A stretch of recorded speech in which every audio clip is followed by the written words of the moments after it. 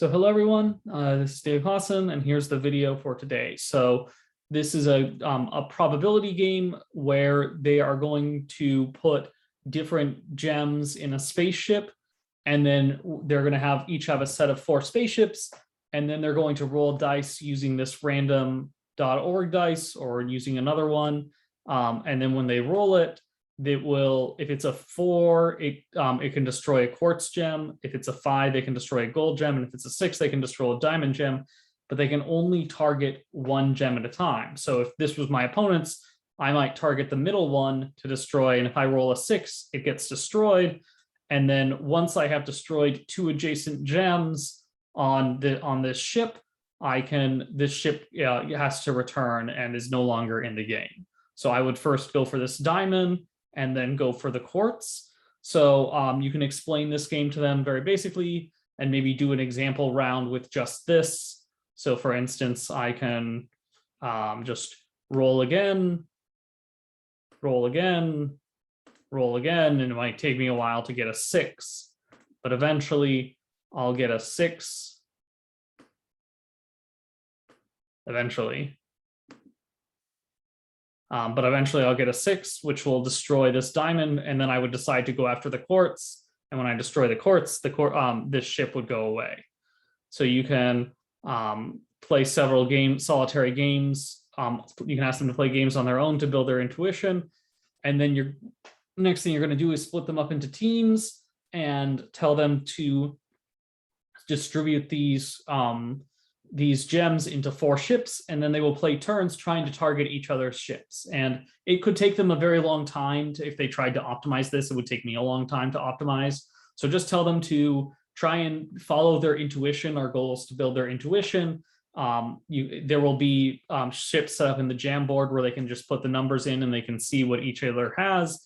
And then they will take turns trying to remove 1 gem. And then play this game and then play again. If it's enough time, again, you want them to build their intuition of probability of like, it's best to have diamond in the middle because this is the gem they always have to destroy. But again, don't tell them that. Let them build their intuition from playing this game. So then you'll continue with the reflection, which is this part 2, which is which ship they'll rather have. And they should see that they would rather have a diamond in the middle, so that eliminates B, and then they have to so they target the diamond, and then it doesn't matter which quartz, if they target this quartz, and then for the ship, this quartz or this quartz, so these 2 are the same. Again, you can, that's something that they can realize, and then, but you want them to sort of explain their reasoning. So be constantly asking them questions of how do you know that when they're going through this. And also don't just like make sure that it's not just the only person who gets the game, but that you shift around the different kids. And then this one is, in this case, this one, you want this one is the easiest because you can just go gold and then quartz, but then it's an open question between A and C. And one intuition you can do to make it easier, or to make this one easier, is to pretend that you only have a 3-sided die.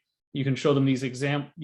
Well, actually, maybe you don't want to do this. This might be a little too complicated, but maybe you can show them just this page. But one simplification you can take is to pretend that you only have a 3-sided die, so that you just so that there's like a 100% chance that quartz gets destroyed, a 2/3 chance that gold, and a 1/3 chance that diamond. And they should see it's 1/3 to destroy these, but 4/9 to destroy these.